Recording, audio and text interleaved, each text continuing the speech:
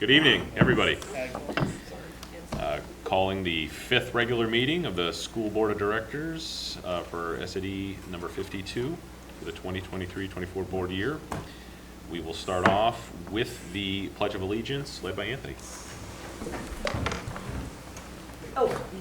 I pledge allegiance to the flag of the United States of America and to the republic for which it stands, one nation, under God, indivisible, with liberty and justice for all.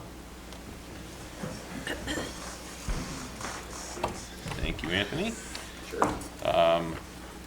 First item on the agenda is to act on the minutes. We have 2 sets of minutes here. We'll start with the 4th regular meeting from October 5th, 2023. Are there any suggested changes to those minutes, comments? Seeing none, they are approved by unanimous consent. There's another brief set of minutes for our board workshop from September 28, 2023.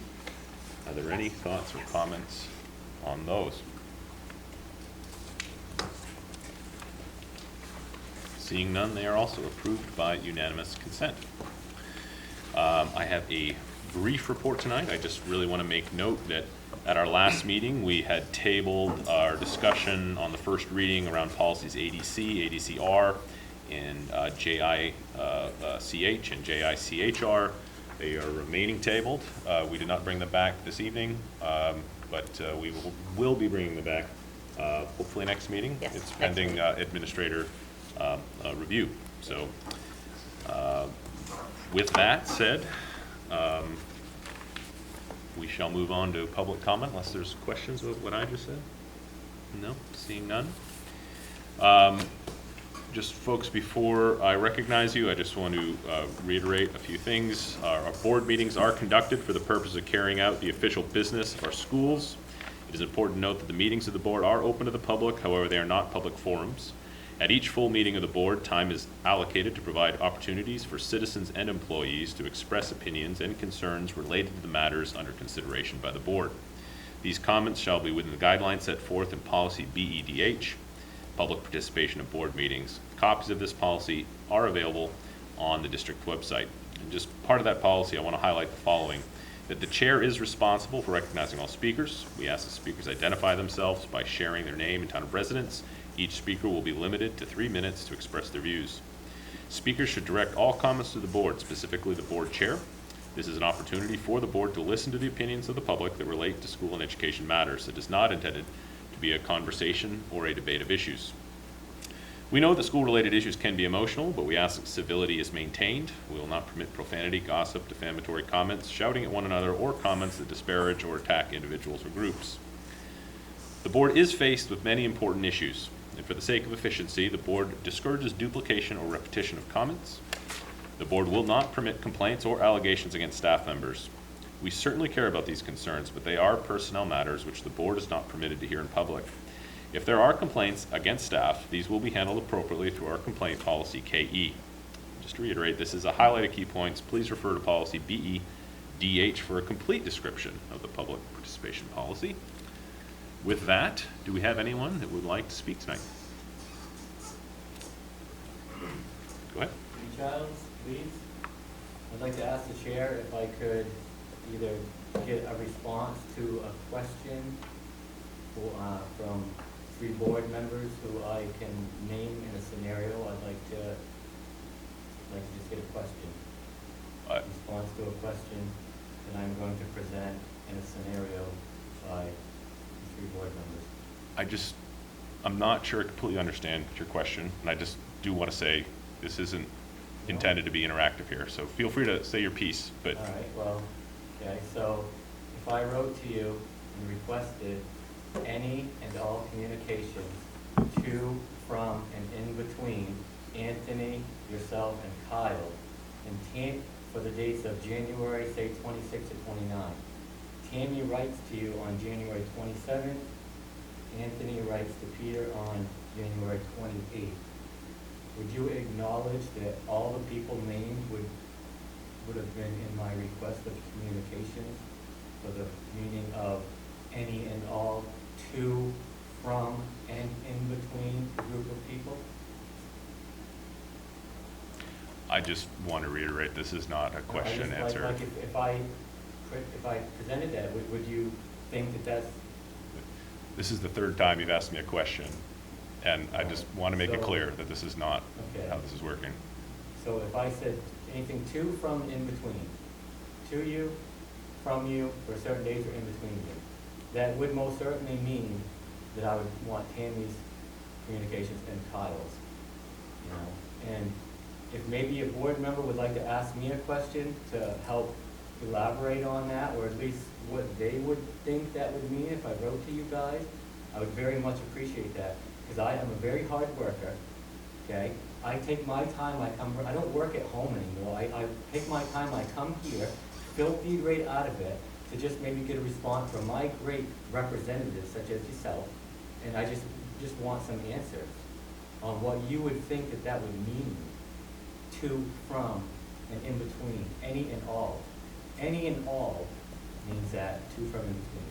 Because I am getting taken a fool of, okay, and I don't take kindly to it, okay? I'm a citizen, I'm a parent, I'm a loving individual, much like all of yourselves, and I know many of you and your family members, and you're all great. Okay, we all have the same purpose. I'm not here to be a hard time to anybody, okay, no enemy, right? But I am being taken fool of, and it's gonna stop, okay, because I know what this means, okay? So, if anybody wants to ask me a question, I'd love it for once in my life. So, All right. Thank you, Mr. Childs. Anyone else like to speak? Go ahead. Question Nicholas from Green. The Children's Internet Protection Act, or CIPA, serves as the backbone of our internet policy. It provides measures designed to restrict children's access to materials harmful to minors. If our district is in compliance with CIPA, parents will not find their kids accessing materials goading them into inserting goodies up their bums, or they're a great place to research fantasies and kinks on the internet. Yet our district, by following policy IJJ, ended up with just such a text. How can it be that children can be coaxed to look at porn according to one policy, be protected against just such harmful content in others? We were told that the book Let's Talk About It was chosen according to policy IJJ's selection criteria, yet we were also told that the same book was removed because it didn't meet selection criteria. Anyone working within these guidelines will be preparing materials that may meet standards, and they will be doing it, so to speak, by the book. If that be the case, why adopt policy that dictates such an adversarial process against community members questioning a given selection? Why structure policy to put parents on a fool's errand to outline content that does not meet selection criteria when the review committee is forbidden to consider anything but the book taken as a whole? What difference does it make if the processes are followed, if they are by design destined to fail?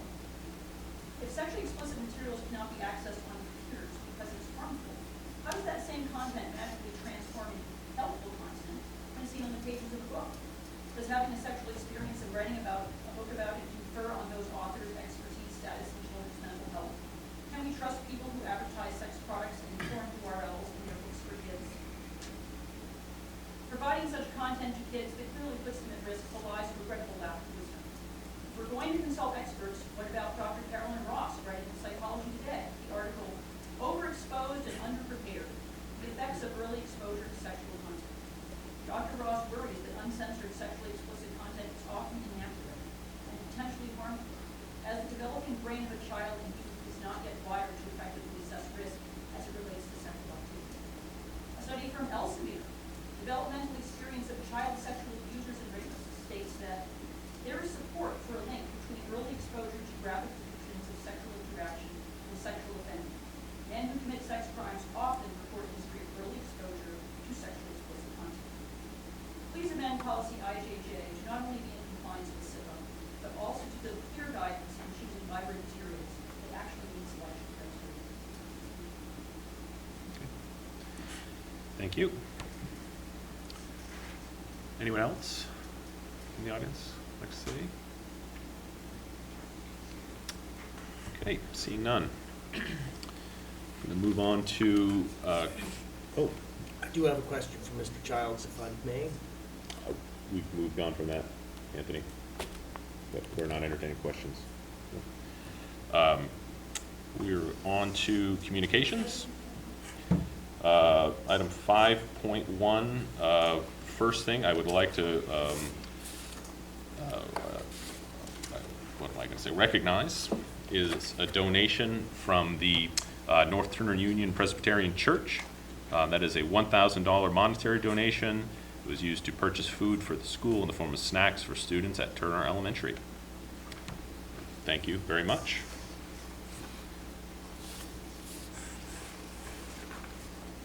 Oh, and moving on to, superintendent's communications. So just one transfer to report. Samantha Emons, who has been the office support assistant at Turner Primary School, has transferred into the administrative secretary role at Turner Primary, effective 10/10. So now the administrative position, office support position is open. And I just want to report on some new, what? Do we need to do this one pending? No, no, Okay, no. all right, sorry. Yeah, no, that was a debate, we're fine. So they're also gonna give you an update on some new subs. We in fact have 2 new nurse subs, which I haven't reported on in the past, but that's actually a problem and an issue occasionally. We have 3 new subs who are willing to work at TES or TPS, 1 who's willing to work here at TES, 1 additional sub at Leeds, an additional 1 just for Turner Primary, and 1 person who's willing to work district-wide. And then Amy's going to be doing an onboarding with a new sub for Leeds. So we're building the ranks, Okay. especially at Turner Primary. So that's good. Very good. Any questions for the superintendent? Okay. Moving on to adjustments to the agenda. The only real adjustment we have here tonight is item 10.3, the executive session to discuss AFS CME Council Number 93 Local 210 negotiations. We're secondly going to strike that from the agenda. It'll likely show up at our next meeting. And moving on to committee reports. The Finance Committee, Crystal. Yes, we met this evening. We had a short meeting. The first item we discussed was transportation bus driver training. We will be offering hopefully some new hires, courses. There's 6 courses, about $2,000, just over $2,000 for up to 6 people to be trained for CDL special acronym bus things that I don't really know much about. But so those classes will be covered for them, and these people will also be making the hourly rate of van drivers. So while they're doing the courses and doing any job shadowing, they'll also be compensated for that. We also discussed subcontractor for special ed staffing. We have a contract with an organization called Hey Tutor. We are currently down like 15 positions district-wide. We are contracted with them for 8 positions, and we currently have 1 person coming on board.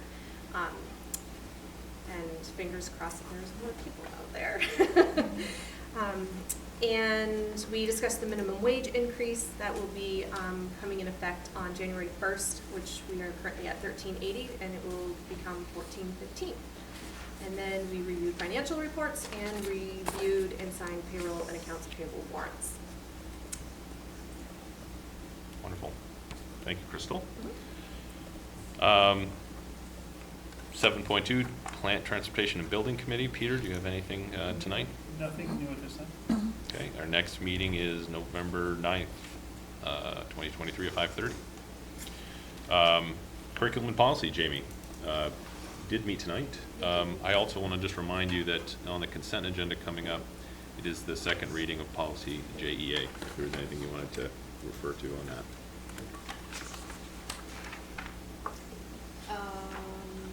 Oh, well, I mean, it's on the consent agenda, so it was unanimous. And it's just an update to the law. Right, it's the second reading as It's the well. second reading, So, yeah.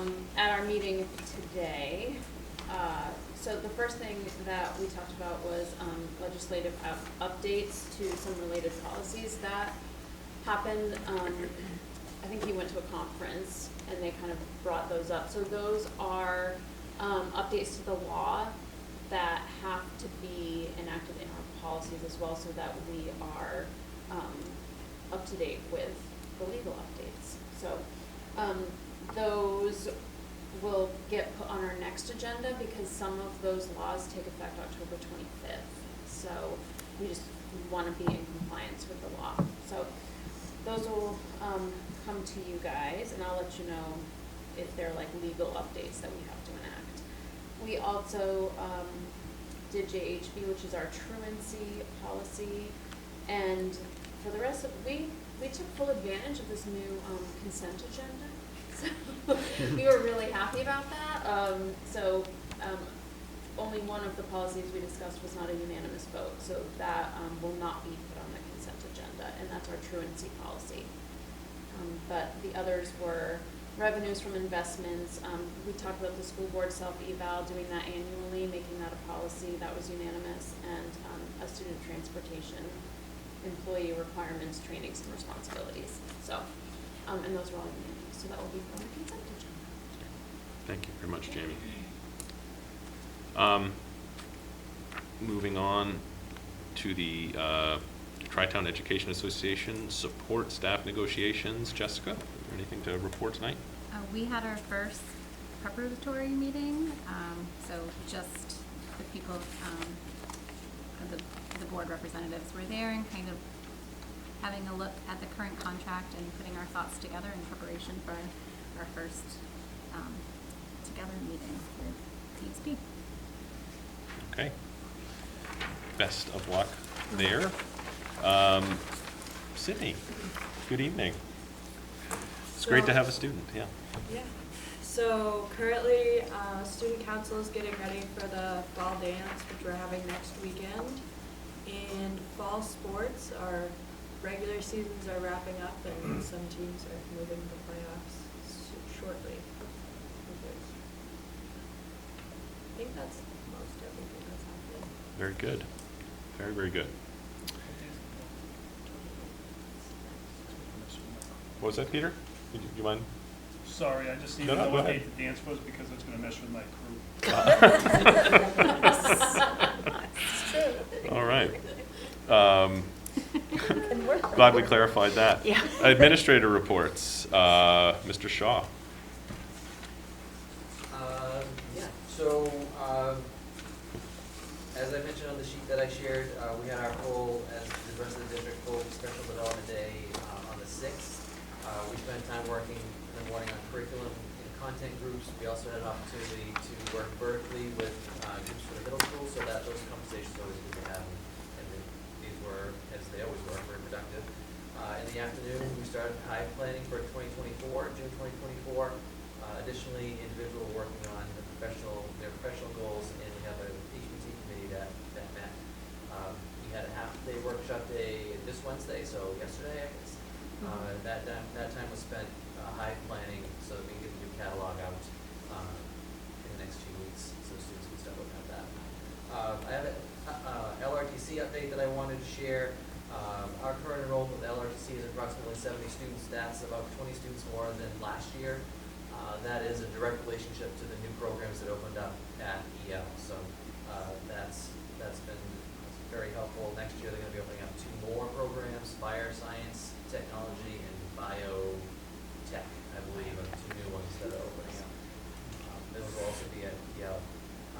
We've run into some snags with transportation around the two campuses, so we're trying to work that out with a new schedule on trying to get people back to their schools that are at a reasonable time, while at the same time not getting them out of their LRTC programs too soon, because that adds up to a bunch of hours over the course of the year, which some of those programs are very dependent on their certification. So the hiccups are coming with that this week, so we're trying to work through that.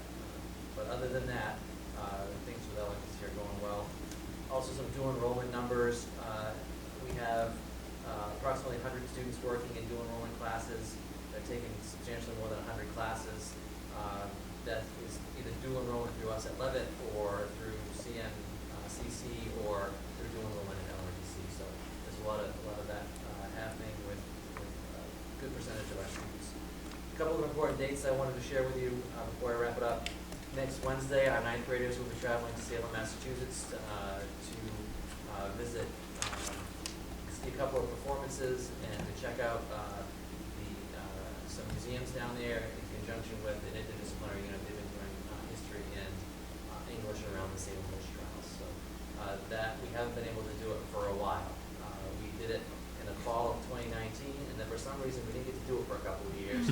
And now we got our legs back under us and we're heading back down there. So that we're pretty excited about that. And then on November 9th, we'll be hosting a job fair at school. Our JMD teacher, Angela Porchesney, is organizing that.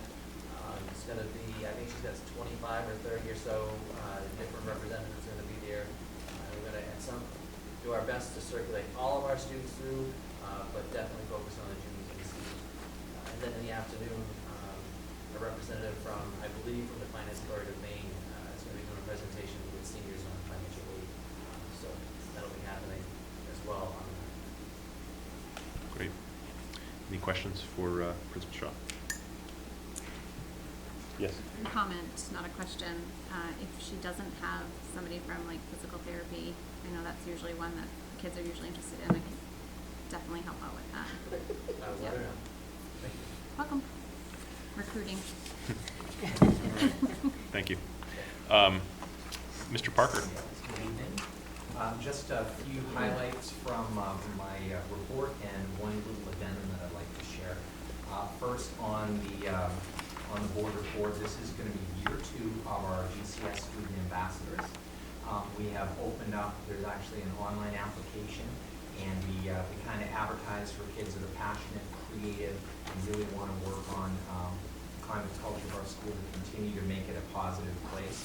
This is open to 5th and 6th graders, and they do have to kind of go through a series of application questions. Tell about a time when you're a leader. Oh, okay.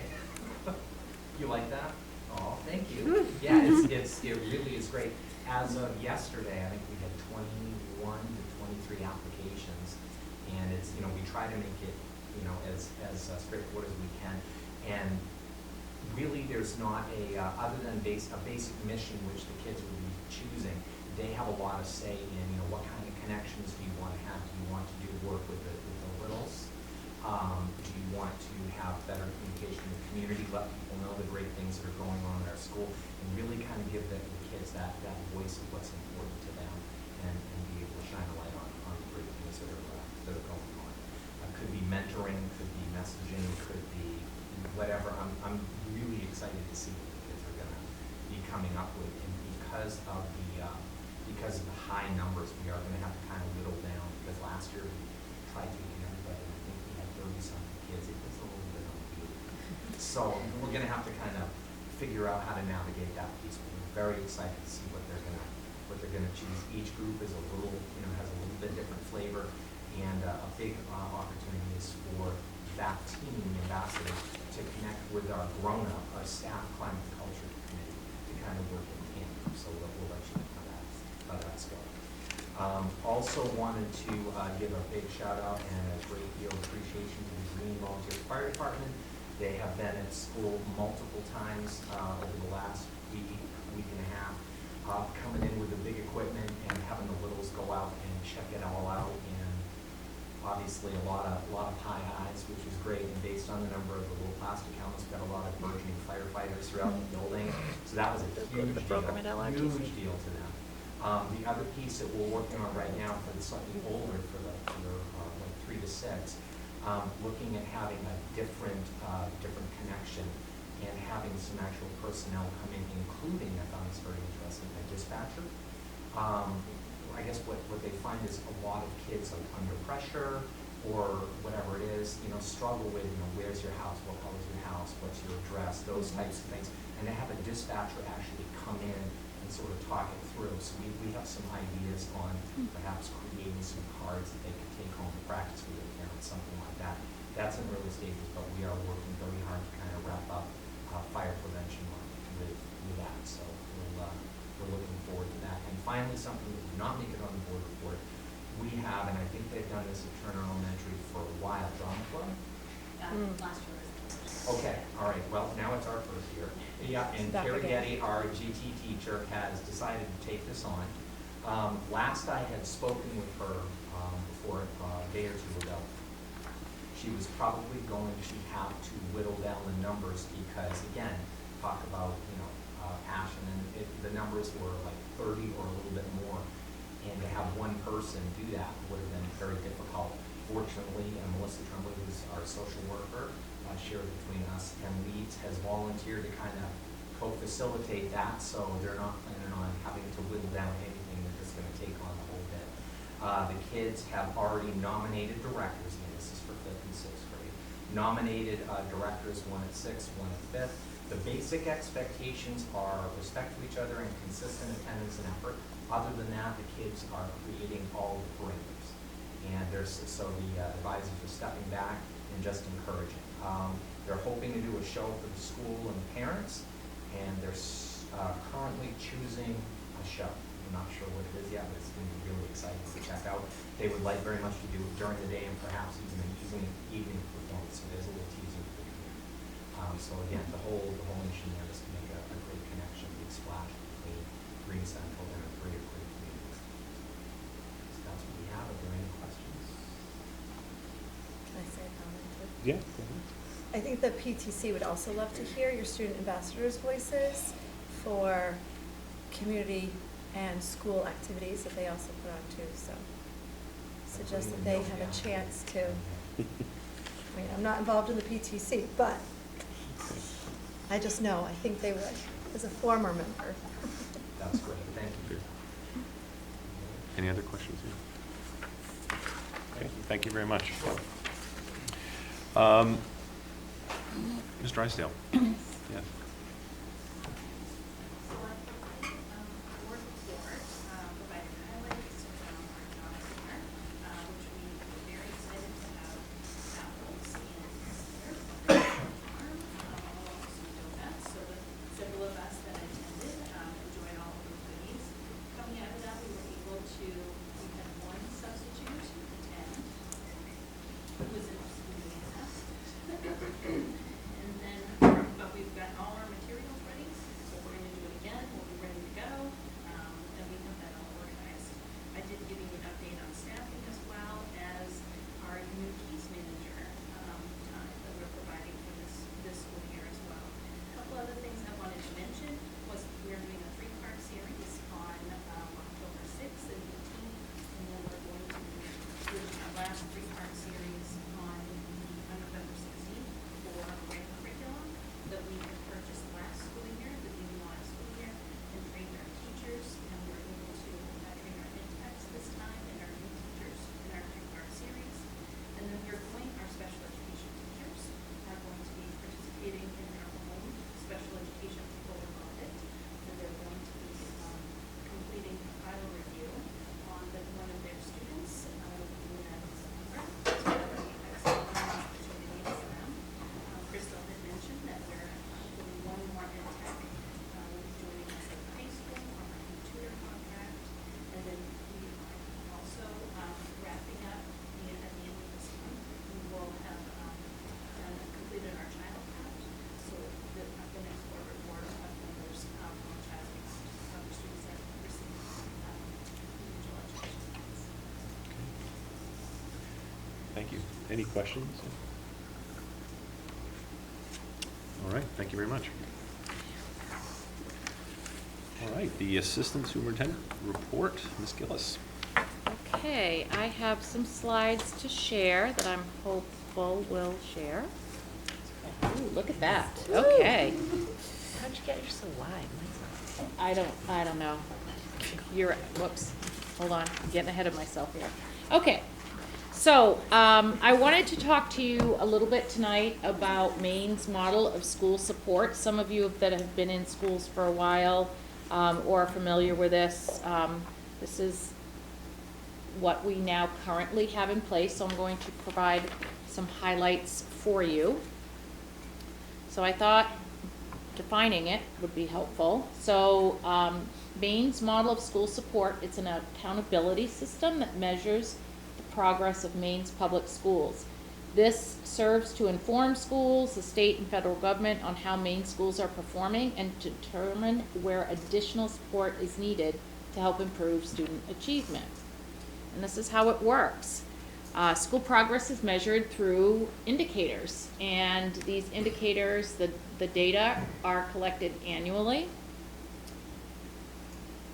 Of course, now it's not. Oh no, my music is starting. Yeah, go ahead. Oh. Sugar Plum Fairy, hold on. That would be the elementary principal versus what I might have been saying. See, that's approved for board meetings. Okay, hold on. I just didn't have my cursor in the right place. Okay. Whew, I know that's exciting. Here are the indicators. So chronic absenteeism is an indicator for K to 12. Academic achievement is an indicator for grades 3 to 8. Academic progress, which is actually growth for grades 3 to 8. And then proficiency in English language, which is measured by the state, the federal access test, that is given to our English language learners.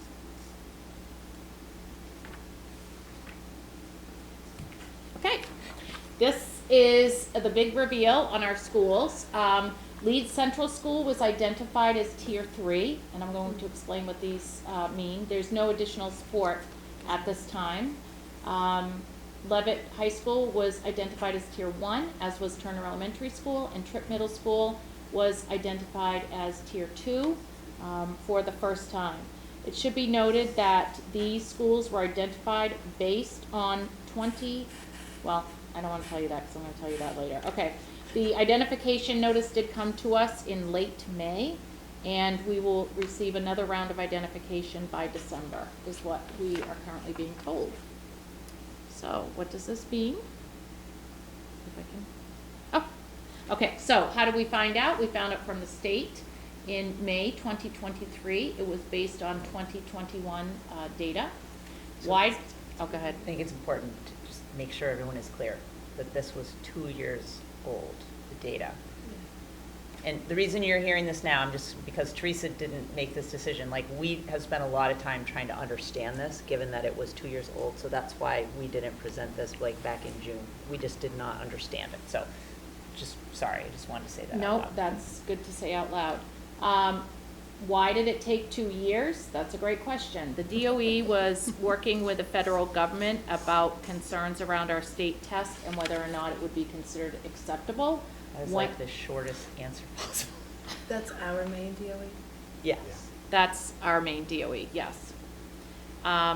Which indicators were used to determine tier status? We don't know.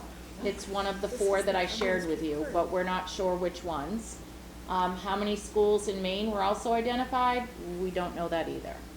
So that is information that has been asked at some trainings, but we have not yet been provided with that information. So, what does this mean? We don't know. Oh, we know what this means, Kyle. The theme is coming through. We know what this means. Okay, so Tier 1 identified schools receive free training through the Maine Department of Education that they designed specifically to support schools that are identified through this model of support. Tier 2 schools have access to a regional coach and the same free training that's offered through the Maine Department of Ed. My understanding at first was, and I believe this was Jana's understanding as well, is that we were going to share a regional coach that would be assigned to us. The last training I was in, it sounds like you can request a regional coach, that you don't get assigned one, so there's a little bit of nuance there. And then Tier 3 schools, which we don't currently have any that are getting this level of support, are assigned a school coach and they get the free training. So that's how they tier them out. And, Peter, did you have a question? I do, Is that okay that I ask? Yeah, good. Okay, all right, sorry. we're offered the training, but wouldn't the training be emphasized on whatever reason we were put into the tier in the first place? I don't have any information about the training at this time. So it seems like if we know, if we knew what the concern what the training was, then we'd know what the concern is, or vice versa. That is great, Okay. and so we have not waited. This is what we have been doing already. Because we know these are targeted areas, we have, schools are implementing Delta Math, which is screening. And then along with the screening, there is targeted instruction, and actually our instructional coaches are providing some training for our elementary principals within the next few weeks on this, so that the elementary principals have a greater understanding of how they, in addition to the coaches, can support their teachers. Systematic phonics instruction is being implemented in all K-2 classrooms. We have increased our focus, and I think we've talked about our pre-K to 12 curriculum work that is being done, because we know we need to have that core instruction that happens for all of our students. BAR work, which, remember, BAR is, I just Building blanked on. assets, reducing risks. Totally blanked on that, sorry. It's not a Building business term. assets, reducing risks is taking place at Tripp and Levitt. And our district attendance protocol has been implemented with improved student attendance goal for all of our schools. So that is what we have done currently to this point, and I am hopeful that I will have more information to report as we learn more from the state. Tammy? I don't know if I'm supposed to call. Yeah, Joe go gave ahead. me Go permission. right Okay, ahead. all right. Joe's Okay, go ahead, chill right Tammy. now. I have a couple of questions. Sure. There were 3 schools that were Tier 1, Levitt High School, Turner Elementary School, what was the third one? Trip. Trip. Nope, there were No? only 2 that Oh, were 2, yeah. identified. Levitt and Turner Elementary were Tier 1. Okay, and Tier 3 was Leeds. Yes, but there's no additional support, so the things that I talked about in Tier 3, that doesn't happen yet, because they only selected 5% of the schools that were identified as Tier 3 as receiving the support. Okay, And Tripp was identified as Tier 2. okay. So when I think of tiers, I'm thinking of things like PBIS. Is this the application, or I'm noticing that there are tiered systems in other areas besides the behavior programs that we have in some of the research I've been doing. So what do these tiers mean? From the State Department of Education's perspective, I would assume that Tier 1 is serving the largest of the population, in Tier 3, those targeted kids, the same sort of? Yes. I think if we compare it to something like what you just described, Tier 1 is they need support, but you can see as you progress up the tiers, you get more support Exactly. for your school. And there has been a meeting this fall. It is still quite unclear to me and my colleagues across the state what this all means. I have not received any notification about asking for a coach. I have not seen any trainings that have been offered yet, because typically that comes to us and then we can sign up and we get all those things in place. Is the bottom line trying to build supportive environments for our kids? Is that the bottom line of what we're, what are we calling this? So the Yes. bottom line is we have to keep doing the work that we have in place, right? Because we don't know why each school was picked. Was it because of chronic absenteeism? Was it because of academics and reading? Was it because of we don't know. Teresa and I did multiple webinars together thinking that if each of us watched it, between the 2 of us, we'd be able to figure it out. And that's literally why we've waited this long, because not being able to provide you with reasonable information about this is really difficult. But that's the situation we're in, right? So I think if a school is identified because of chronic absenteeism, I think probably the majority of Maine schools got identified this year from 2021. Right. Because 2021 was hybrid year for most schools, like absenteeism went through the roof. And this is But 2021. But this is data from Okay. 2020 Okay. to 2021. Yeah, okay. So that's the other issue. It's It's a been big 2 issue. years. So I think this has been super frustrating, but it's also the reality, like it's also like we're on that list. But we don't have any idea who else is on that list, and we don't know why each school was identified. We just know they're on the list. We know that it's some of those, it could be a combination of all 4 of those indicators. It might be 2. We don't know that. We have not been provided with that information. Peter? Do you know when they're doing the next evaluation? It- What It was they're gonna try supposed to do year be year? fall, and then I heard December of 2023. So So they're looking, at, they'll be looking they're at trying, this year. I believe, to catch up. So like typically our identification would come in the spring, but I think they're trying to do, I'm guessing on this because I've not heard this spoken out loud. If I were inferring, they're gonna try to do 2 rounds of identification this year. One in December for the 21-22 school year, and then one in the spring for the 22-23 school year. I think, I would No, I guess, understand because they're that 2 it's- years behind, so. Anthony? So we were notified in July? The end of May. The end of The May. The end of May. So it's been well over a quarter, almost 2 quarters. Yeah, it's been 5 months. And And DOE can provide no information about the services that we're eligible for? That's correct. We know what I shared with you in terms of like training, a coach. I haven't heard any of that. I do know there's shifting with people in the employment, but because I'm watching for this, and Carrie and I are both on listservs, and we both have different professional groups, and we have not heard. So we're not waiting, like, we're not sitting there going like, we need your help. What do we Like, do? we're trying Yeah. to, you know what I mean, we're just moving forward, but, yeah, it's super frustrating. And it's, part of it, I think, is just federal compliance with law, you know what I mean? Like, each state has to have an accountability system and a test, and then if the federal government approves the test, and, I mean, some of it is hoop jumping, but it's not, I mean, it's not great that we have some issues, so it's not the dismissal of whatever issues we know that we have, it's how we're gonna deal with that, and it's really gonna be internal in our own work.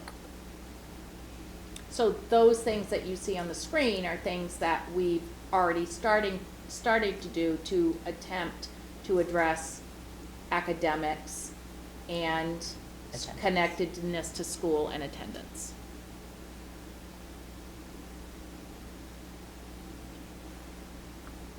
I don't know if there are any other questions. Was that the end of your slides? That's the Okay. end of my slides, yes. Any more I'm gonna questions try to for Teresa? uncast now. Yeah.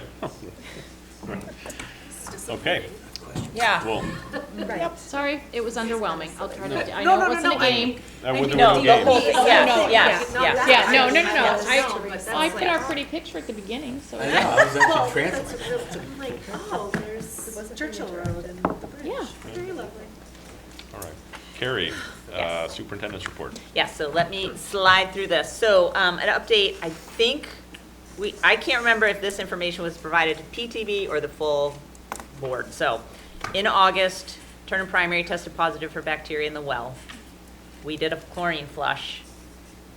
You have to keep testing, so we did another test in September. Bacteria level's still too high. I think PTB talked about, or Finance talked about contracting to flush out not just Turner Primary's tank, but also the middle schools. So that was supposed to happen on October 3rd, but the company got hung up on another job, so it's happening on October 31st, where the full tank will be cleaned and we'll do another chlorine flush. So just giving you an update. Strategic Plan Review Committee met last Thursday, super productive, really engaged group, and our next meeting is Thursday, November 2nd. Wastewater treatment plant.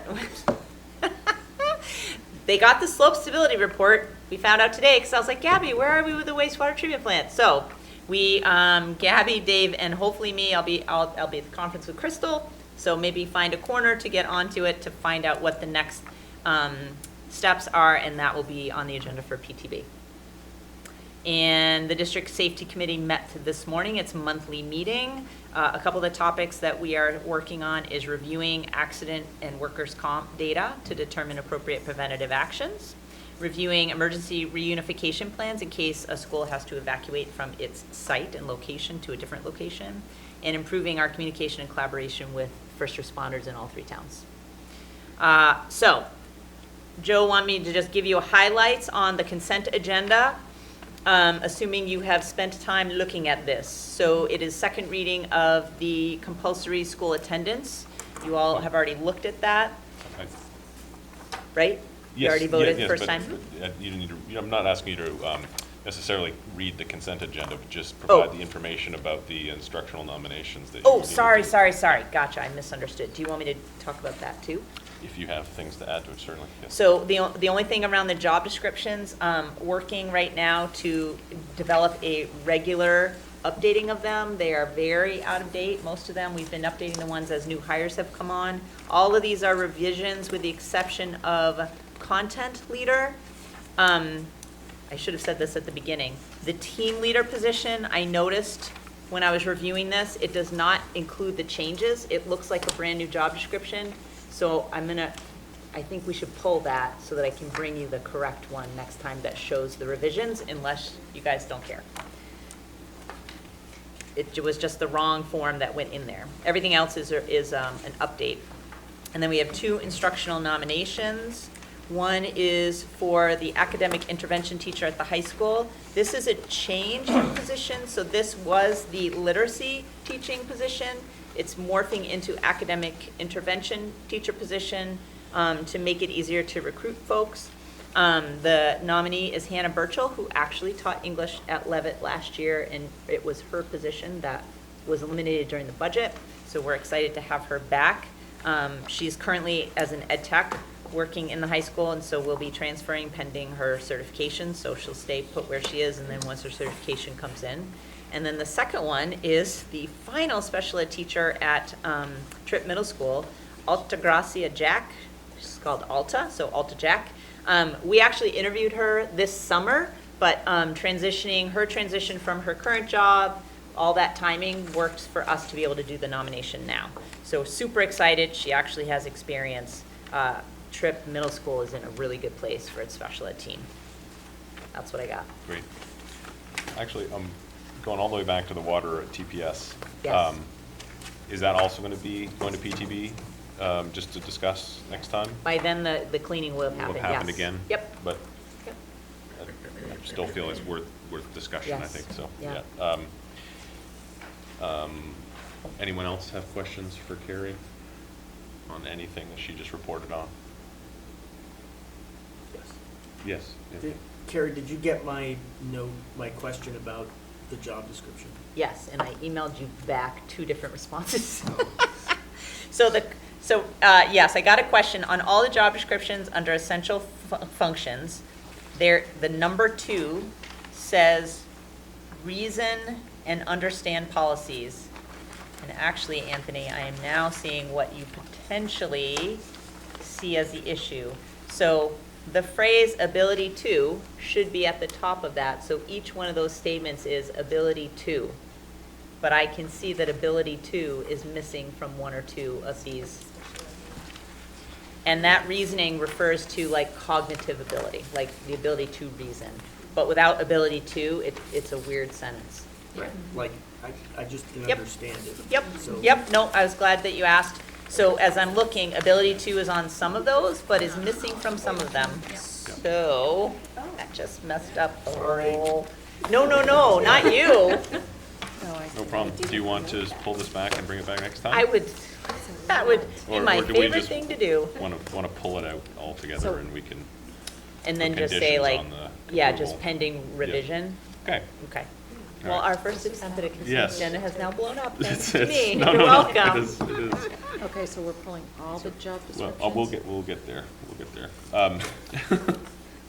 Yes. Can I just add, so are we pulling all the job descriptions? Yes, well, Okay. nothing has been decided yet. We'll Oh. get to that. Nobody's done anything Yeah, yet. yeah. So, any more questions for Carrie on her report? No, okay.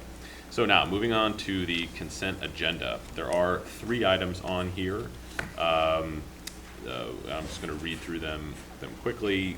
8.1, the second reading and adoption of curriculum and policy committee recommended policy JEA. MSAD52 compulsory school attendance. Then 8.2, review and adopt of superintendent recommended job descriptions that are listed here and Carrie just described, as well as instructional nominations, which Carrie also just read off and described. Is there someone who would like to pull one of these items from the consent agenda to discuss further? If no one's going to volunteer, I will. Well, yeah. Just a question, Yes. would it not be Yes. appropriate we could approve them with the understanding of the changes that we're requesting being made, can we not? So the consent agenda is not something that you adopt, like amend or change. You just approve it as it is or not, but any one person can pull No, I something. understand, so you can't approve the consent Right. agenda with the changes we've discussed. Correct. We're gonna have to pull the item Yep, to no, make that's make it conditional. So, so I will volunteer to pull 8.2. But that leaves 8.1 and 8.3 on the consent agenda. Does anyone feel the need to pull either of those items? Seeing none, is there a motion to approve the consent agenda, having removed item 8.2? Bree? Yep. Crystal? All those in favor? Is unanimous. So 8.2 is now being moved. Dang it. We're gonna put that right up at the front. 10.0 is what we'll do, I guess, on our new business. And, which means we're gonna take that up right now. Review and adoption of superintendent recommended job descriptions. We just talked about approving them, conditional to adding the phrase ability to at the beginning of the essential functions. Is there an official motion for that? Yeah, I Bree? motion that we add ability to on the ones that are missing. Okay. I hear Peter second. Is there any further discussion on that? Yes, Anthony? So I would recommend that since these are essentially completing sentences, that they be changed to lowercase, so that ability to read would be lowercase.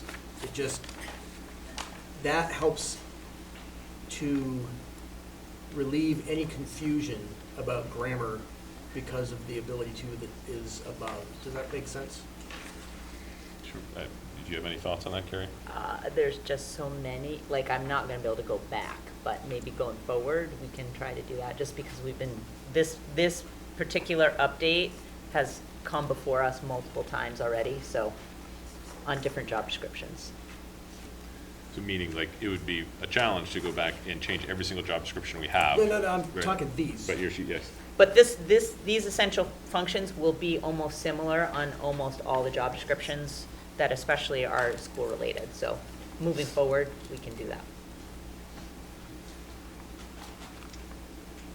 I thought Carrie said something about, it was a team lead. Yeah. That was, we didn't have the actual corrected versions. I don't know if we want to include So- that in our, So what you We have wanna is approve it. the one that we want to approve. What is not there is how it changed. oh, understood. So it's just Okay. whether or not you want to know that, but Well- that is a revised. On the team leader one, you do have a strikeout on the second page. Yeah, So there's is a that lot, all? there's a lot of, when I, There's more. Yeah. there's a lot of strikeouts. There Yeah. should have been, yeah. More strikers didn't show up. Any further discussion around this motion?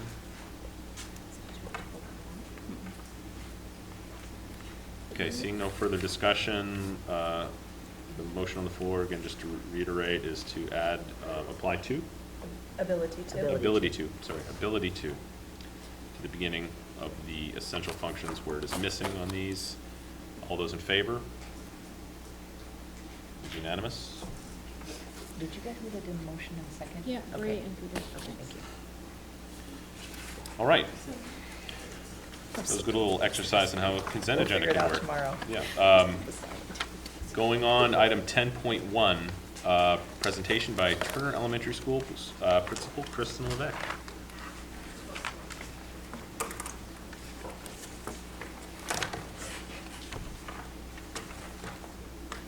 All right, so I have sorry. So this is a quick, I don't have any tool to look at, or 5-week, or tables that were made, so I'm sorry for that to start. But here's our student demographics. There are currently 279 students at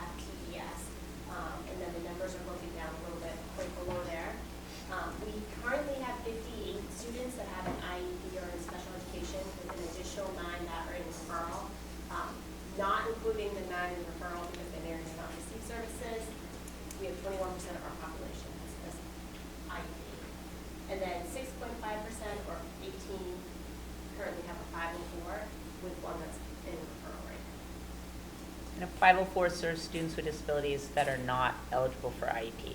So it Right. could be a physical disability, but it could be another type, just so you know. Sometimes it's anxiety or, and sometimes it can be a health-related disability, so if they have diabetes or something like that, they might have it 504 just specifically for that medical piece. So here's our staffing. We are doing really well, staffing as well. So we have 16 classroom teachers, like the grade level teachers. For specialists, we have 3 full-time teachers, one that is here 3 out of 5 days of the week, another that's here 4 out of 5, and those 2 teachers, one works at TPS and the other works at Leeds. And then we have 4 gen ed techs. 2 of those work in our learning lab, which is like our intervention class or program. One is more like a one-on-one for someone, and then the other is our librarian. We have the autism support program here for the elementary school, and we also have a special education program. We have 4 case managers, 14 ed techs that are in special education specifically. We don't have a social worker or speech right now, so we use virtual services for that. And then we use Woodford's, which is like a one-on-one behavioral health professional, and we have 2 of them in our school, and they work with 2 different students. We contract with Spurwing. We have, it's equivalent to having someone full-time, but we actually have two counselors that are here, and they just divide their time, so it works out to be 5 days a week.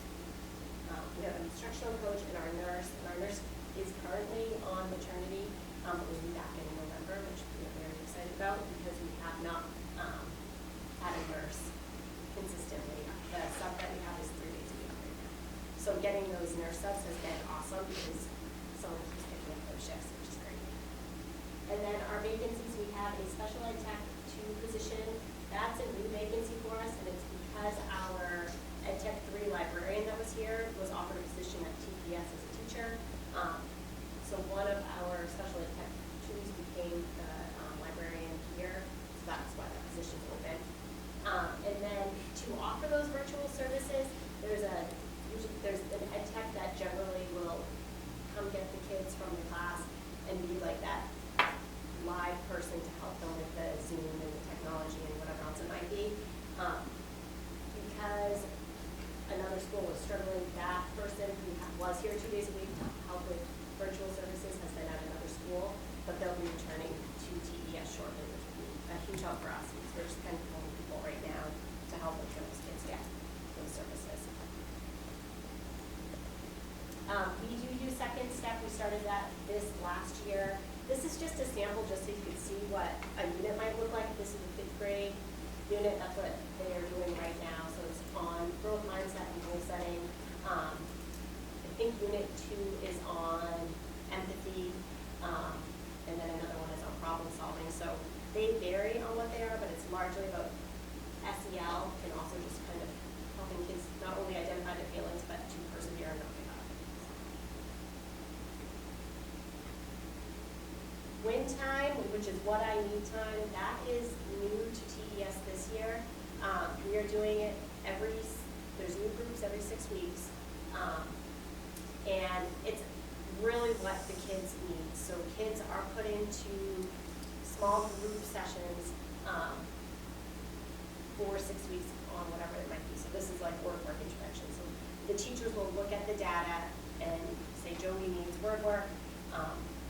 This is their grade level. We try and keep it so the grade levels, unless it's an enrichment activity, which might be for students who are excelling at something, but we try and keep it so it's 2 grade levels.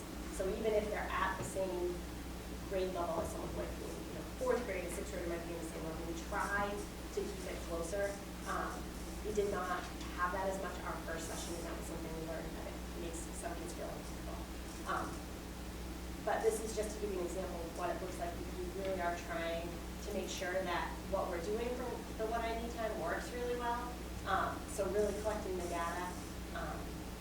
And when we do it, there's a pre-assessment for at the very beginning of those 6 weeks, and then there's a post-assessment as well. So to make sure that what we're doing is working, and if it's not, why isn't it working? So this is, again, just an example, so that we do attendance every day, there's a weekly assessment, and that's like if they met that standard for that week or not. And then we also do a daily behavior monitoring, because on Fridays, we either have an assembly or we have a Fun Friday, so kids can earn something special. But there's criteria to that Fun Friday, so they have to make sure that they're caught up on their work, that they met that school-wide expectations for behavior, and then also that expectations during wind time for behavior. Yes? Do all students participate in What I Need time? Yes. So, and I should explain what is neat about What I Need time. The reason we can have small groups is because everyone except for one of the front office staff and the nurse have a group. So every single other adult in the school has a group, so we can divide them up quite a bit, which has been really helpful. And we offer quite a range. So there is intervention. We have an art group that works. We have an SEL group that works. We have an anxiety group with the school counselor. Our special ed teachers will take their kids and do different, not all of them, but certain ones to do special, like a social skills group. We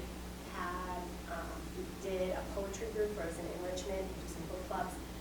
I think it's really neat. We're doing journalism this next time, we do fiction writing. So it has a huge variety, and it's really kind of based on what we're seeing the kids need. So. Habits of work, this is new for us this year. We wanted to add it because it's what the middle school does. So that's where our kids are going, so to help prepare them for middle school. The 5th and 6th graders are evaluated every 3 weeks. It's all based on data, so it's based on their behaviors, their work, obviously it's all their work habits, right? So are they being respectful, responsible, are they persevering? And every 3 weeks what the kids will get is their report, and then even if they received a how, pass, or not, they'll get an action plan. So what are things that you can work on to improve? One thing that we have noticed is that we have some kids that really struggle, and this is really hard for them. So if they like after 3 weeks, and it's really neat because the teachers are spending hours and hours on collecting the data and making sure the kids that are getting these how passes are getting it based on what we're seeing with our behavior program. We do office referrals and send something else out for that, and then the grades.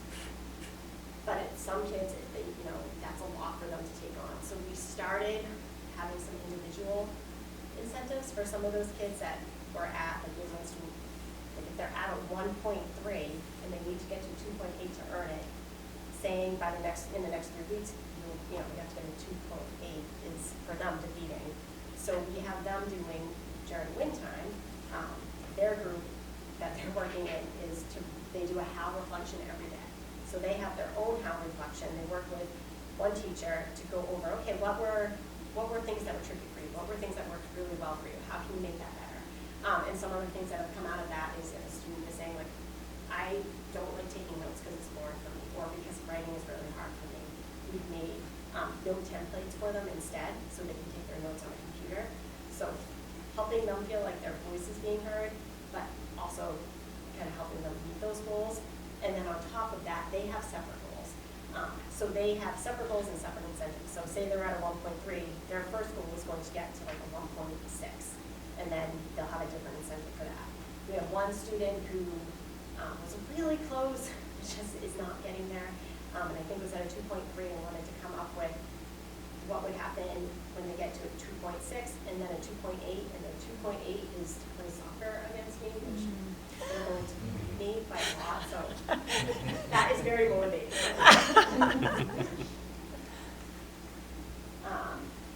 Here are some clubs. We don't have as many clubs, but it is something that we are trying to grow as a school. We do have drama club. It is with Karen Getty as well. Ours is not as big as yours is, but they did a play last year and it was really cute. We plan on doing another play this year.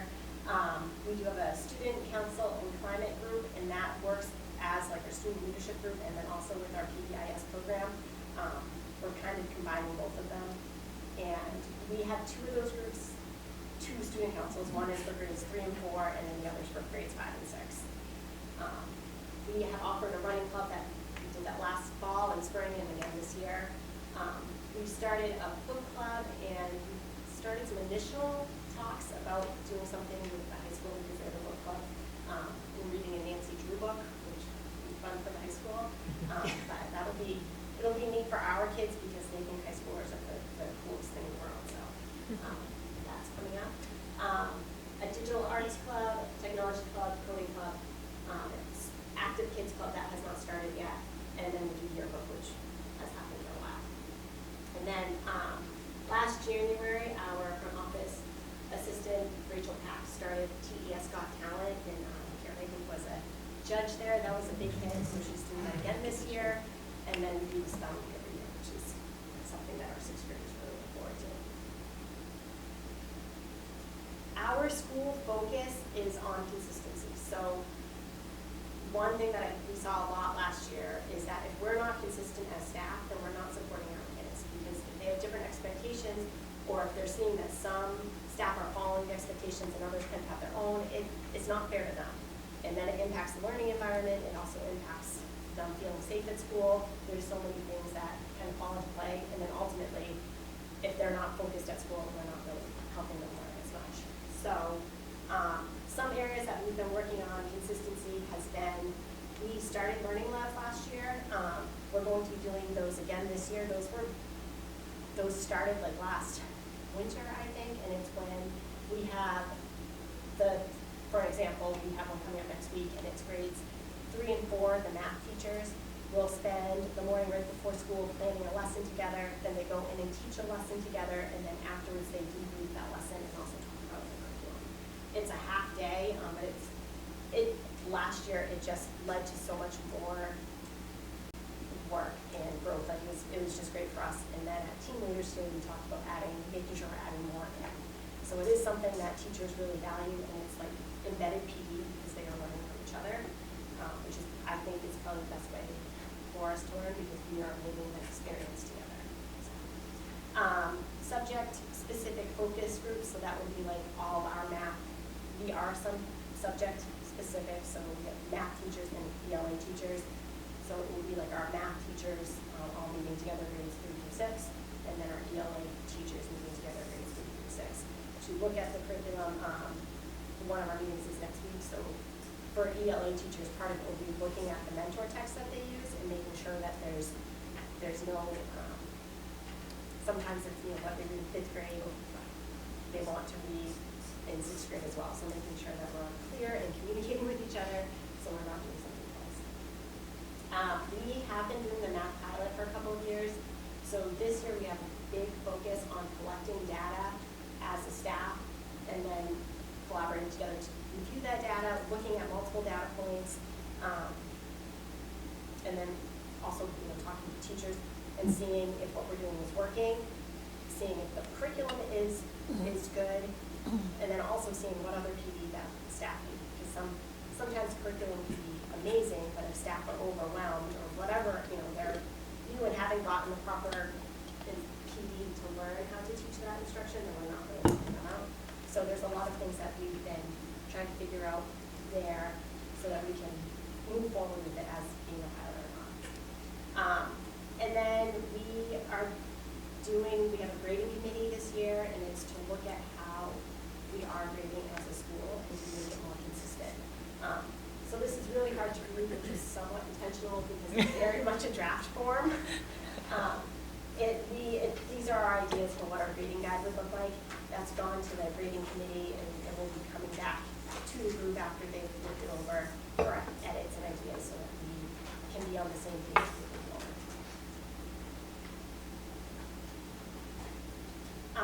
Some behavioral and academic intervention. I already mentioned the learning labs. I talked about what I need time.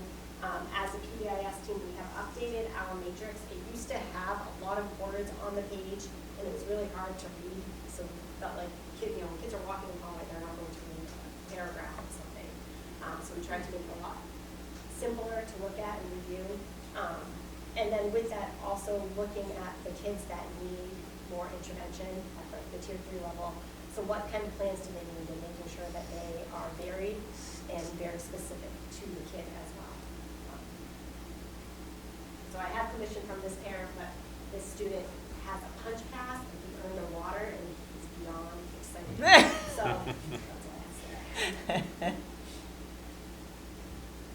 Any questions? I have one.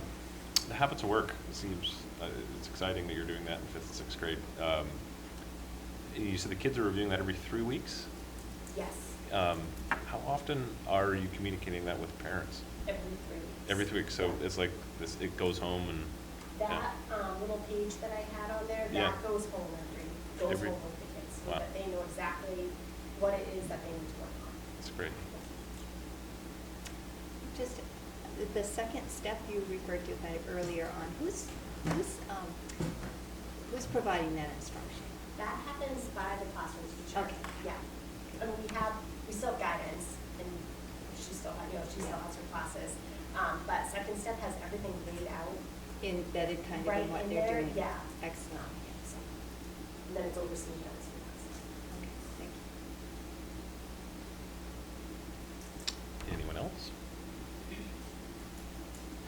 Okay. Oh, I just gotta throw in a comment. I love that your little small groups, your win, are like spread about everybody, so that it's not just classroom teachers. It's not. I mean, it sounds like everybody's getting an opportunity to work with students that maybe they wouldn't always have interactions with. And I know students think it's awesome to work with custodians and our front office staff if they're not normally interacting with them. So I bet that's really rewarding for them to get to hang out with somebody who's not their classroom teacher. We actually don't have a custodian Oh, after come 2:30 right now. But that was good point. So that is something that I think is close right now. But I would say it's my favorite part of the day, and it has created like all these new relationships, or even in team leader, someone's like, oh, I know that student because of my win. So that's just really neat. great. Great, thank you. Yeah, thank you. All right. Next is a presentation by Superintendent Med on our district You guys are data. just sitting and getting today, aren't you? Okay, I got a handout. This is because the screen is a little bit small. The folks so you guys don't have to turn around if you don't want to. You can just look at the paper. We'll stare at you. The strategic plan, folks saw most of this data, but I have updated some of it. So there are some new things for you, so you don't feel as if you're hearing the same thing. So this is in the strategic plan. There is a portion of it that sort of talks about creating a list or a set of data that we're going to review annually. So this is like the culmination of pulling all this together. It's been in lots of different places, in lots of different hands. So now we've got it in one place where we'll be able to update it each year and be able to do this annual review each year, closer to August, to be able to go back and look at the year prior to, because this data also will inform the goals that we make for the next year. So this is phase one. Okay, so the things you're going to see: chronic absenteeism, graduation rate, behavior incidents, mostly suspension rates, co and extracurricular activity participation. That's one of the goals in the strategic plan, is engaging kids in that. And then there's some academic data that is in fact updated and not 2 years old. Just want to say that out loud. And then post-secondary enrollment. So first thing I have for you is chronic absenteeism. Everything on the charts, if it's blue, it's state data. If it's green, it's us. Just for the visual repeating, okay? So we go back to 2017, 2018 as like our touch point. You know, it's 2 years before the pandemic, the last 2 normal years before everything blew up. And then we skip most of these charts are going to skip 1920 because a third of the year, a quarter of the year, whatever, all of March, April, May, it's all gone. And some of the data points are going to skip 2021 because of how weird and disrupted that year was. So just again for context. So if you pay attention at all and maybe listen to the news or anything, absenteeism in schools is at a all-time high, so we're not any different from that. As a group, we were doing pretty good. We were below the state average or at the state average. You can see that it ballooned in 21-22, still below the state, so for whatever that's worth, but 22% of our kids missed 10% of the school year. And so when we look at our academic data, like if you're not in school, you're not necessarily learning. So I don't have the state rate for this coming year.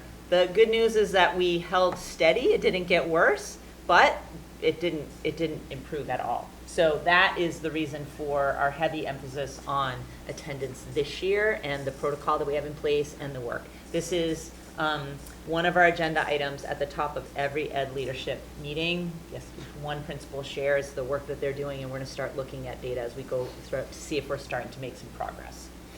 I think it's also really important to look at subgroups. So in this case, I've pulled the subgroup of students in our district, students who have disabilities. So these are students with IEPs, to look at their chronic absenteeism rate separately. It's higher than the full population. In a lot of ways, that's not surprising. Remember, chronic absenteeism includes excused absences. This is like any absence. So like if you were in the hospital, if you were, you know what I mean, like anything that's an absence, it's just measuring how much school time you're missing. If you were suspended, it would show up in this, because the goal is to have kids in school as close to 100% of the time as possible. So we're trying to figure out how do we pull back on suspensions. That's part of the tobacco and drug and alcohol policy revision. So thinking about ways in which we're making decisions that put kids out of class, as well as family decisions, as well as all kinds of things. So it's a multi-tiered approach. We're below the state average, but again, higher than we want to be. And I don't have that subgroup data for this year. We just haven't been able to pull that yet. The next one is the graduation rate. You will see before the pandemic, we were just pretty much even with the state. We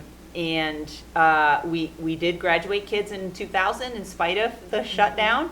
I don't think Eben and I are ever really fully going to recover from that, but we did it as high school principals. And then you can see that we are 1% above. It is really hard to get to 90%. That's the goal.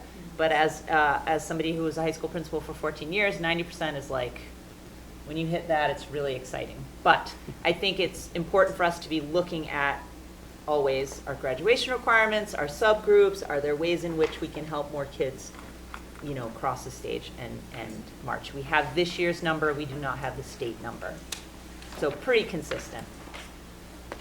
So, I did pull the subgroups, sorry. So we do have subgroups for the graduation rate. The first one you see is for the special students with IEPs. That is a group that before the pandemic was pretty consistently above the state average, and now we've dropped below. But again, I don't know what the state one is, so 77% is a really high number for last year. That is fantastic, so I'm gonna assume that that's gonna be above the state average just because it's a pretty dramatic improvement. And then those students who are economically disadvantaged is the second subgroup.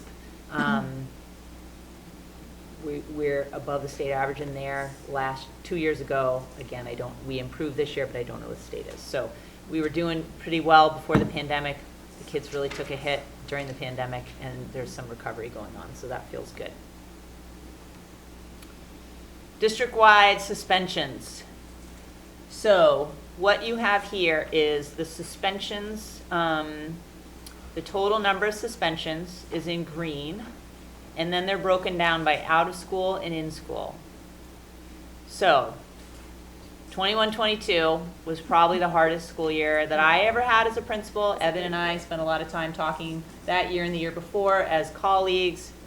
Everybody had a hard year. So that was the explosion of suspensions. It was very, very difficult. So the good news, we're coming back down. The other good news is that both Jana and Eben have built programs to increase the number of students who are in school suspended, so they're not out of the school day. So you will see in 22-23 that decrease in the out of school and an increase in school. So overall, fewer kids are suspended, but fewer kids are suspended out of the school, which is what we want when there's a behavior issue. So in terms of the total population, so last year, of all the kids suspended, 9% of all of our kids were suspended. So that's like 91% of kids never got suspended. So it's a pretty small number. But when you look at our special education population, that's a much larger percent. So it's just another area for us to focus on and really look at what procedures and policies do we have in place that we might be causing that, and then what programs and things do we need to put in place to support those kiddos so they don't end up in a situation where behavior warrants a suspension. The next couple of slides are around activities that we offer kids. So this is specific to the high school. That's where the most opportunities are, obviously. And what we have here is broken down by fall, winter, and spring. Let me just point to the number at the bottom. 50% of kids last year, 50% of all the kids in the high school last year participated in at least one sport. I will tell you that is a very high number. Like, that is a very high number. It's a success, especially post-pandemic, because across the board, schools have seen a decrease in the number of kids participating in any kind of after-school activities. So the fact that the high school has been able to keep that number high, in some cases increase, is really a testament to the program, to the school, to the staff that's working with them. This is the list of co-curriculars. This number, so there's not been the habit of keeping track of how many kids are doing a club. So this is sort of a rough estimate. I asked Evan, like, see if you can figure it out. And this is sort of, it's between 250, 300 kids, but there's probably some kids that are multiple participants, so it doesn't represent like a unique number of students. But that is the list of activities that were offered last year. Is that right? Yeah. And not all these are paid, like some of these are paid stipends, but I'm looking at them, a lot of them are not. The middle school is next. So this is for this fall. I asked Jana to sort of pull the numbers that she was able to pull. And so this is where current state of affairs is. 161 individual students at the middle school are playing a sport, like in the fall. That's half the kids in the middle school right now are playing a sport. Like, again, it's a huge number. 136 kids are participating in some kind of activity. A lot of those happen during the school day. When she looks at that total list, it's 68% of all kids at the middle school are participating in something. And we want them connected with school for any kind of reason. The more connected kids school are, the more likely they're to show up, the more likely they are to do their work, they want to be eligible, they want to be able to join all those things. Teenagers are social, so providing those opportunities for them in a healthy way that's well supervised is good. And then I did collect the elementary activities that were offered last year and about the number of kids who participated at each school. Again, none of these are paid activities. Like, this is teachers volunteering to do these things. So I think Leadership Council and Ambassadors happens during the school day. Some of these are outside of school, some of these are inside of school. So the next set of data is academic. So these are our current scores. These have come in. So let me just make sure that everybody is looking at this. I want to go up and point but by the time I get over there. So there are three, so let's look at third grade. There are 3 bars there. The light green represents that group of kids last year. So I'm giving you the opportunity to see this same group compared to themselves. So that was their percentage who were at or above proficient in 2nd grade. So the dark green is their scores from last year as 3rd graders. So the light green is actually 2 years ago. The dark green is the NWA test we did in the spring. So lots of things to celebrate, like huge growth in pretty much every grade level, right? Between comparing what that group did 2 years ago to what they did this past year. What I did not have for the committee, The strategic plan committee was the state data. So that is new information. So that's in the blue. And so that gives you a sense of where we are compared to sort of just the average across the state. And obviously you're gonna go to one school, one county, one group of schools, and it's gonna be a lot higher than that. You're gonna go to other county, others, and it's gonna be lower than that. So, but it gives us a sense of where we are in relation to everybody else. I think that those low numbers for 2 years ago is an indication of that recovery that we're in the process of doing from the schooling that happened during the pandemic. The next slide is another reading score. So this is something that we have consistently been doing within the district, but not ever pulling it all together. So that is a second reading assessment, which is, and I'm going to defer to Teresa to explain it. It's Teachers College running records. And so students are assessed on their ability to decode, read fluently, and comprehend what they read. And a teacher does that with them, like it's a live. It's a one-on-one. It's a Yes. one-on-one. So NWEA is on the computer, you know, it's a set amount of time. This one is individually with teachers. So this is the percent of students who are proficient by the end. The teachers do an assessment throughout the year, but this is end of year. Our kids at grade level. Yep. Is zero kindergarten? Right. Yes, sorry, yes, zero's kindergarten. Yeah, I just took the data that that Jason pulled together, and that's how it shows up, just because the That's how it shows programs up in Power Score. programs can't deal with letters when they're supposed to be numbers. The next set are math. So same pattern. Light green is 2 years ago. Dark green is 2023. Blue is the state. I think it is safe to say that we are struggling in math. We have stabilized from what happened during the pandemic, but we are not making the same kind of growth. These are district numbers. What it looks like in individual schools will be slightly different, right? But I think it made sense. When we look at middle school and high school data, that's district-wide. So this is us looking district-wide at those same cohorts of kids who are going to travel up. Teresa and I had this conversation when we were finally able to pull this, because this has been a huge task. I want to give a huge shout out to Jason Breton. He's our database manager. He does a lot of stuff for a lot of people, but this was a significant amount of work because we just haven't been in the habit of like having it all in one place and being able to look at it, right? Each school, each teacher has this data, but it's never been compiled to be able to look. So he's done really an excellent job. And we've talked about like, okay, if we'd had this information in June, would we have done something different for curriculum? We've talked about that. We still are okay with our decision and feel positive about focusing on ELA, but I think the idea that we went ahead with the math screeners and Delta Math, even though not all teachers were really prepared for it, and it wasn't something that everybody really knew and was comfortable with, clearly we need to work on that. And I think this will also lead us in a direction of making sure that our curriculum is consistent across the schools, because that oftentimes can be an issue as well. So I want to give you 2 examples of groups of kids and their travel through the pandemic.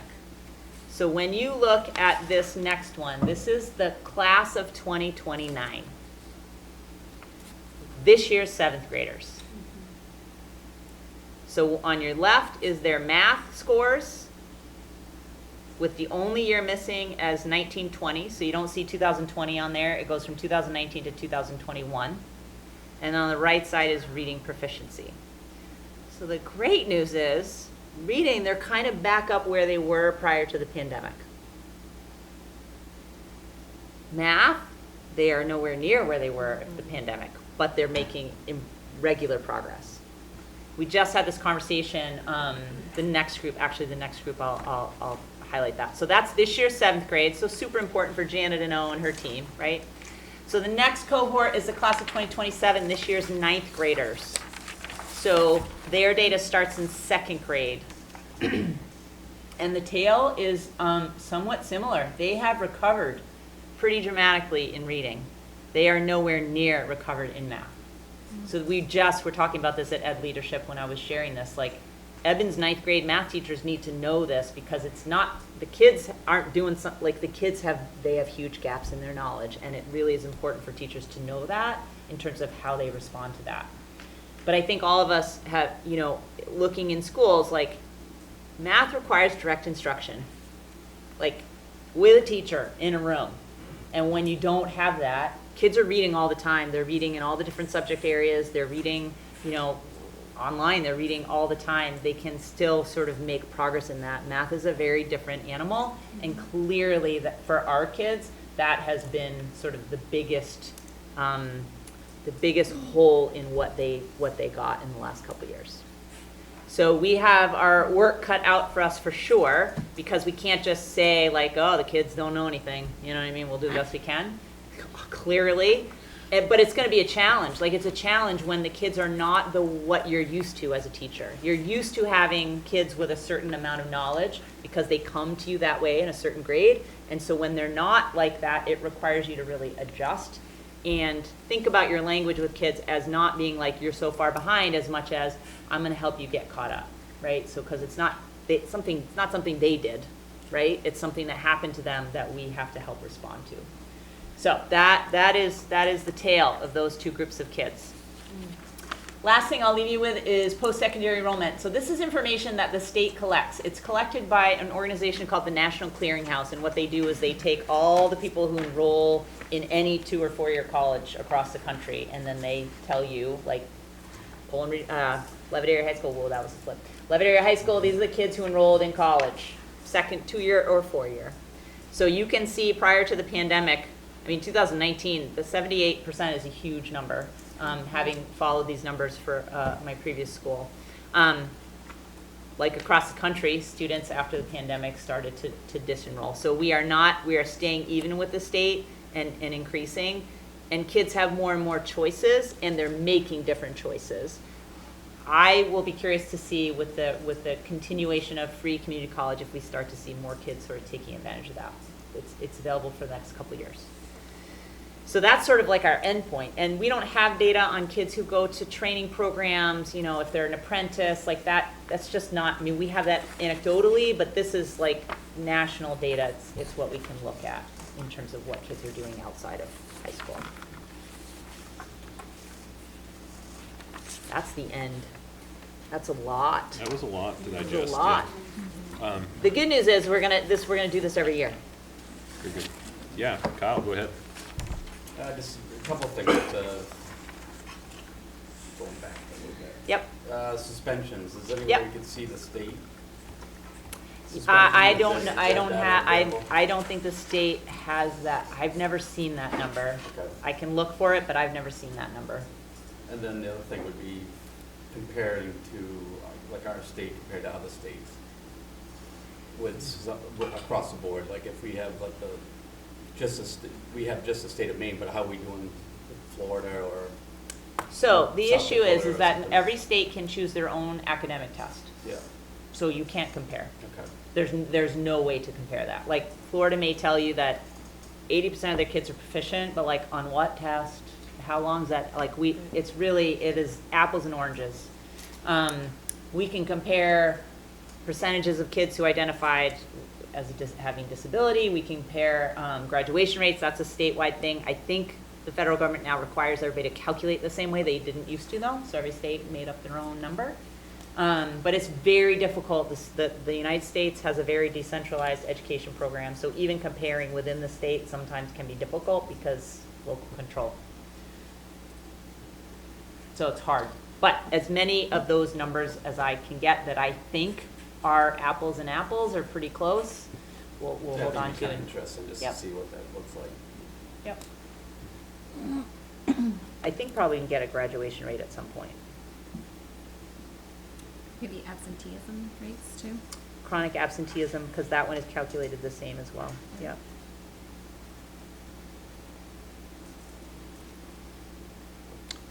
On the 2023 NUIA reading scores, like I circled the 4th graders because of all of the grade levels, they're the only ones that either they kind of even fell back, I guess, a bit. But then we saw the math scores, so I guess this applies to probably that as well. I mean, when you're getting into this, are you breaking this down further into, because this is the elementary schools, I imagine every school has a different pattern. Yeah, the even- principal, I mean, I was at Green for their professional development yesterday, and that's exactly what they were doing. Okay, Yep. Yep. yeah.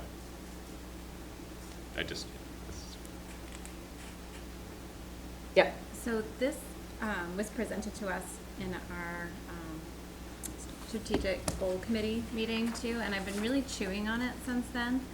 And one of the questions that I asked you in that meeting was specifically to math, right? Like if a kid's only hitting 40% and then you move on to 8th grade, like do they just move on to 8th grade math, or do they still work on the 7th grade math they didn't complete? And the answer that you shared, if I understood it correctly, was that each grade level has expectations, or I don't think expectations was the right word, but Standards. Grade level standards, that yeah. they had to do. And so, I mean, I think it makes a lot of sense why we're not making gains if we're continuing to move kids to the next standard. So the without having that recommendation. opportunity to gap.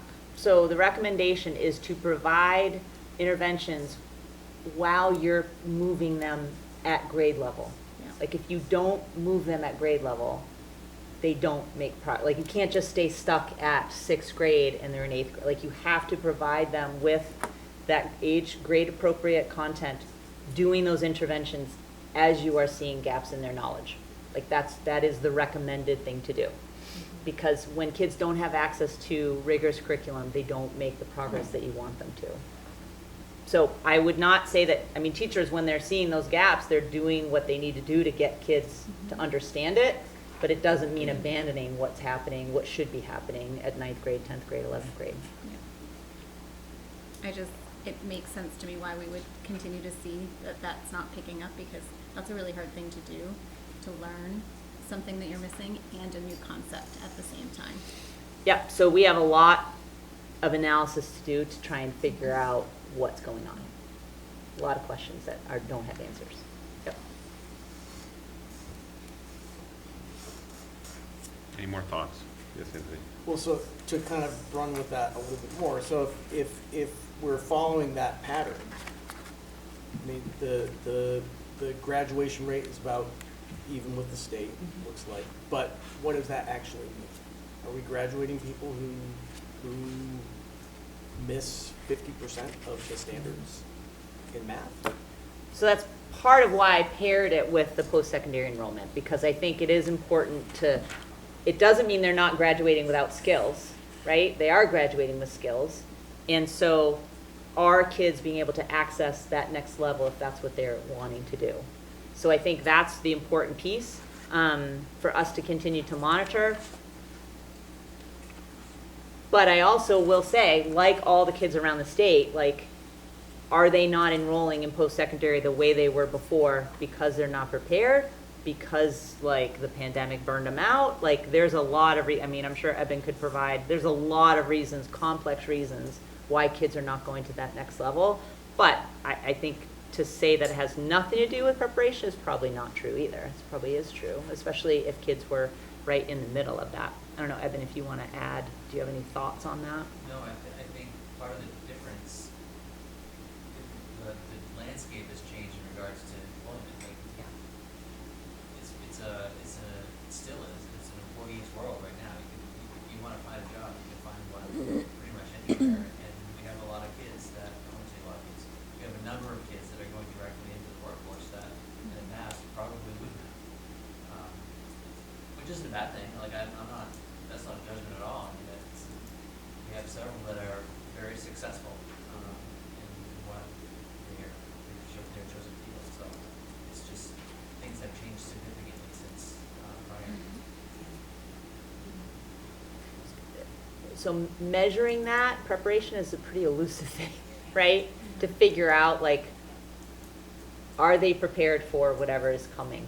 I think that's it's a very difficult, because every kid's got a different plan and every kid is looking at different options. But this is the only thing that we have that is something that is a hard number that we can compare to, that gives us a sense of what our kids are doing after.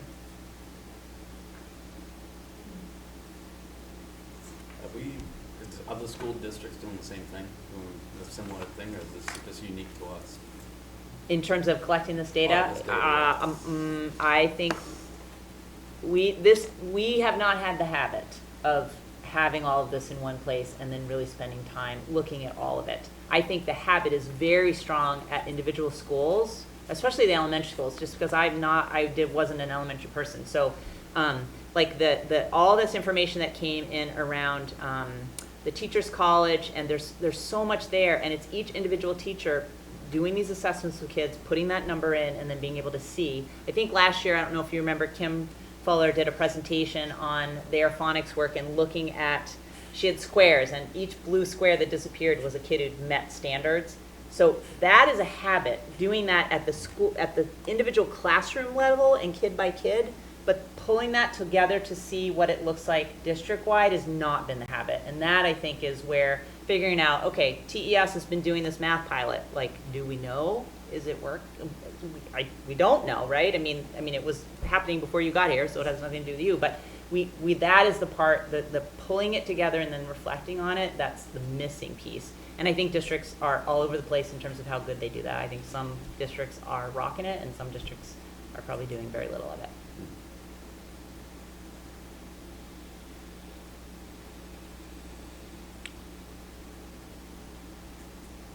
You look, you're still pondering some follow-ups, Anthony. It's just a huge bunch of stuff to think about, so, yeah, no, I'm not sure that I have a question to articulate. Okay. Anyone else? Well, thank you for starting. Yes, thank you, Karen. This is important work. Yes. How often do you think we'll review this?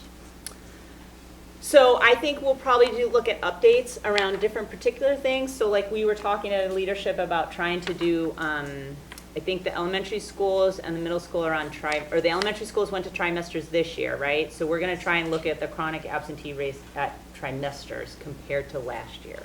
So like smaller pieces, have we made any progress compared to what it looked like last year? And then for the high school quarters. So like, because right now, looking too early in the year is bad, because all you need is for one kid to get sick for a week, and they're chronically absent because there's only been 15 days of school, right? So you got to give it some time.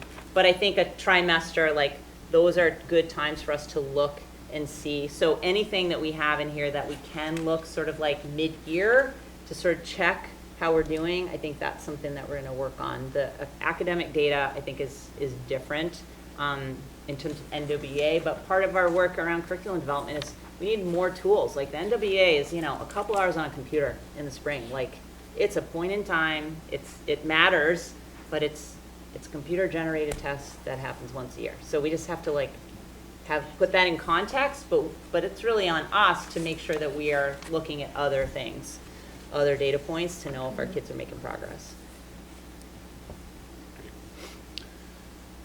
Okay, thank you so much, Carrie. Again, item 10.3 was struck. So we're moving on to 10.5.